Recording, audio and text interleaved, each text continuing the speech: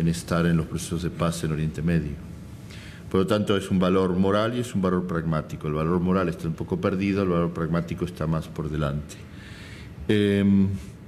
Yo creo que, digamos, todas estas son razones que hacen. Yo no creo que el tema sea, y no digo que tu pregunta esté mal planteada, pero no es tanto de que España de pronto se haya levantado moratinos por la mañana y se ha dicho vamos a construir la paz. Es un proceso acumulativo. Y en ese proceso es casi lógico cuando miran además y dicen, fíjate, he estado en Londres y el gobierno inglés está con el tema de DFID y la construcción de la paz. Y los holandeses están con esto, y los noruegos también, en la Unión Europea ahora van a sacar una directiva, pues España tiene que hacer algo. Es todo cruzado y todo mezclado. Sobre el tema que preguntas de las capacidades civiles que mencionó Jesús antes, yo comparto con Jesús ciertas dudas. Es un tema, yo creo, de enorme interés verlo, trabajarlo y estudiarlo y seguirlo. Hay países como Canadá, Holanda o Noruega que están bastante adelantados en este tema, en el sentido de que utilizan recursos civiles,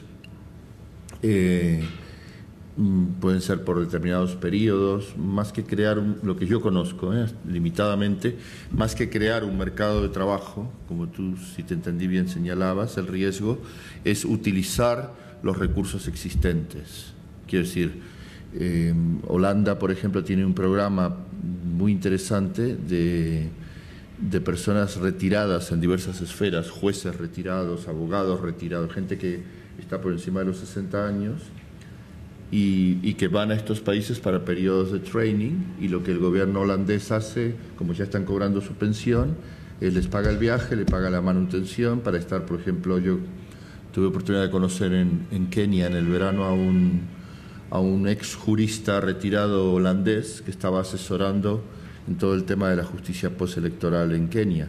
No cobraba ningún sueldo y estaba financiado por una agencia del gobierno holandés.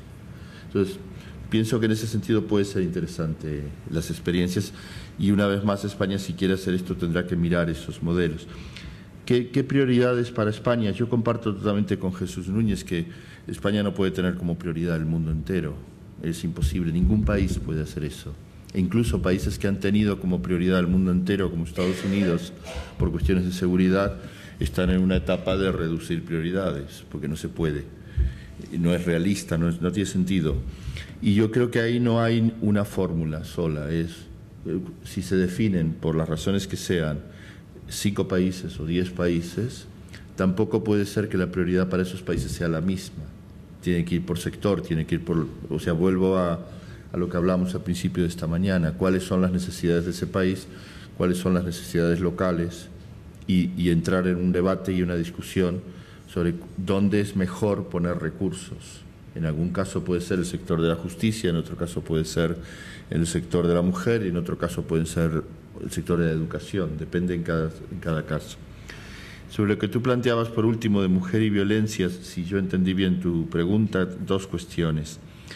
Una es, en el tema de la violencia sexual, por lo menos tal como está definido, de violencia sexual en situaciones de guerra o situaciones de conflicto o de post-conflicto violento, es una cuestión muy grave, y en este momento digamos una serie de no gubernamentales, una serie de juristas, la persona designada dentro de la Corte Penal Internacional para este tema, o sea, desde diversos sectores, la idea es pasar, como dije antes, de la descripción de qué terrible es este problema, a ir construyendo instrumentos de justicia nacional e internacional, o si quieres nacional, regional e internacional, en contra de los perpetradores. Quiero decir, en contra de lo que es, en definitiva, que no queden fuera de la esfera de la justicia, que no me sale la palabra que tengo que decir, pero alguien me la dirá. O sea, que en definitiva puedan ir ante un tribunal de justicia. Y si no lo puede hacer un tribunal de justicia local, que sea un tribunal de justicia internacional.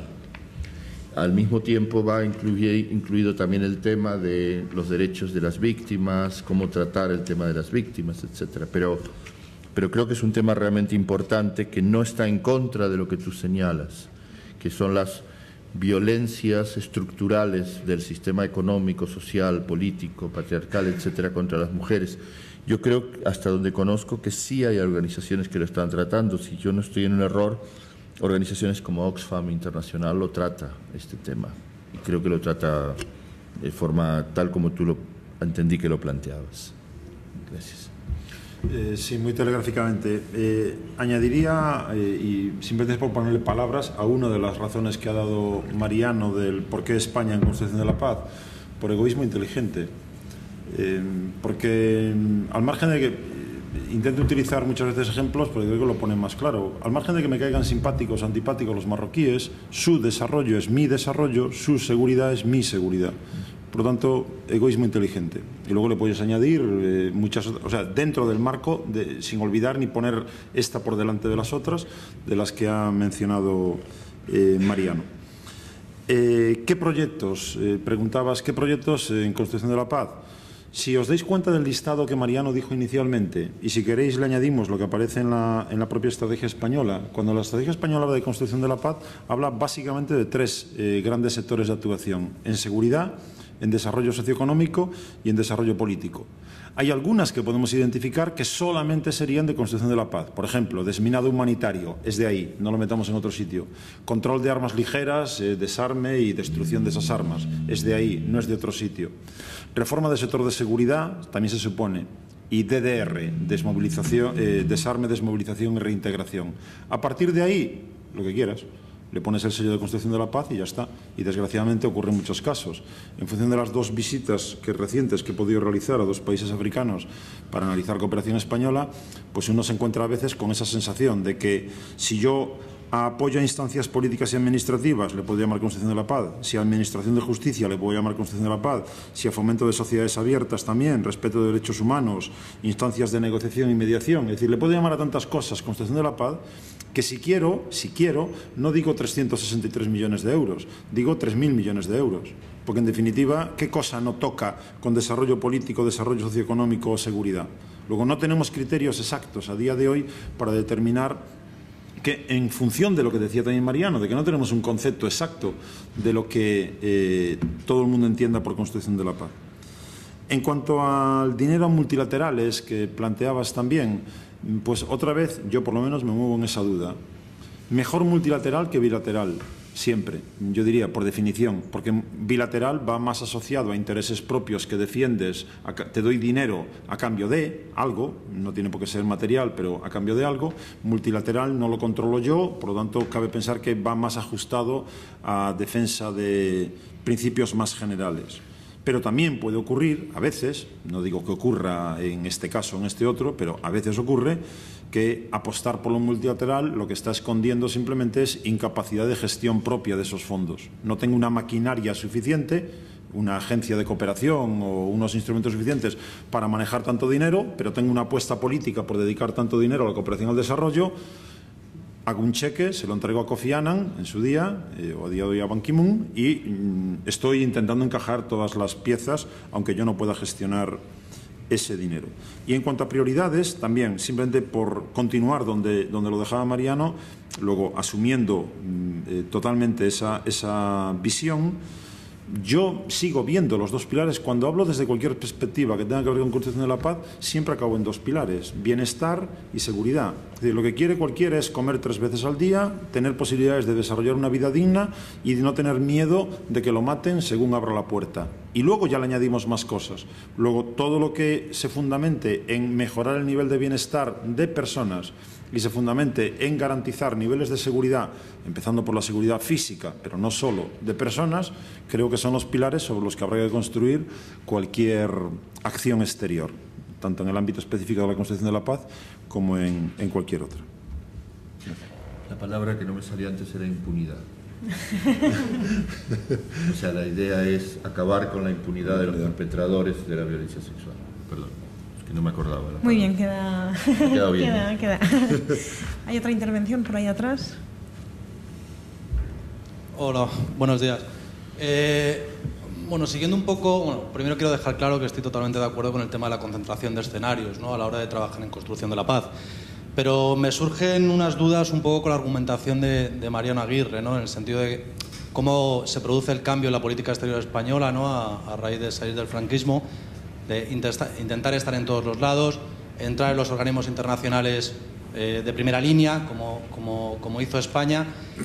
Y claro, teniendo en cuenta cómo funciona la sociedad internacional del siglo XXI actual, en la que cada vez más los actores están más interrelacionados, en el que el Estado, España en particular, pero bueno, cualquier Estado occidental en general, pierde bastante poder a la hora de decidir dónde quiere estar o dónde puede estar, sino que está más condicionado a la decisión que toman organismos internacionales a los que se pertenece.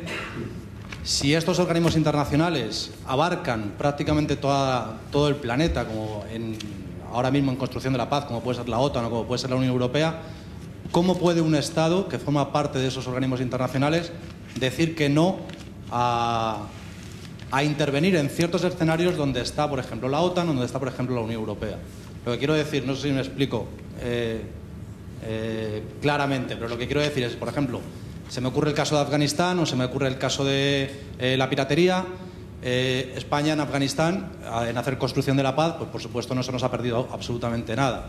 Pero si España dijera que no a estar en Afganistán, estaría diciendo que no a la OTAN y sería el único Estado miembro de la OTAN que no estaría haciendo construcción de la paz o intentando hacer construcción de la paz en Afganistán.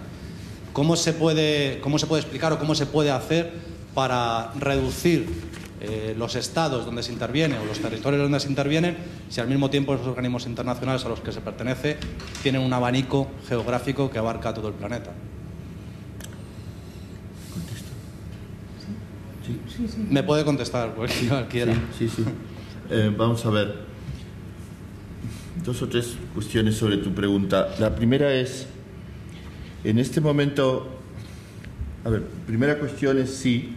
Una vez que España o cualquier otro país pertenece a uno o una serie de organizaciones internacionales, evidentemente, le condiciona su actuación. Es algo absolutamente lógico. Desde la posición personal, si una persona pertenece a un club de fútbol, pues tiene determinadas limitaciones o a determinado campo de acción. Lo mismo le pasa a un Estado. Sin embargo, hay 2 o 3 cuestiones que no sé si estamos totalmente de acuerdo frente a lo que tú planteas. La primera es cierto que el mundo está más globalizado, es cierto que el Estado tiene menos funciones, aunque el debate sobre si el Estado tiene menos funciones, tal como se planteaba hace menos de 10 años atrás por parte de los ideólogos neoliberales y por parte de la crítica desde la izquierda, no se ha dado en ninguno de los 2 escenarios. Quiero decir, la idea de que el Estado prácticamente iba a desaparecer en un mundo paradisíaco neoliberal no ha sido tal, especialmente a partir de la crisis financiera, donde el Estado ha tenido que volver a intervenir de forma muy activa. No digo que haya intervenido bien, pero ha intervenido de forma muy activa, salvando bancos, salvando directivos, etc. Y por el otro lado, el Estado no ha perdido totalmente su papel. Quiero decir, el Estado sigue administrando determinadas funciones y tanto los estados de países del sur, incluso como discutíamos esta mañana, estados que aparentemente son inmensamente frágiles, ya no, en el caso de Somalia es un caso extremo, pero en otros el Estado neopatrimonialista africano sigue teniendo un papel muy preponderante. Otra cosa está que ese Estado no cumpla las funciones que sus ciudadanos o que nosotros nos gustaría que cumpliera. Pero ahí hay otra cuestión que tú acabas de señalar, y es ni la Unión Europea ni la OTAN son actores globales en todo el planeta. Quiero decir, son actores globales hasta donde llegan. Y la cuestión hoy, que es un cambio muy fuerte que se ha producido en los últimos años, se ha ido produciendo, pero ahora se ha hecho más evidente,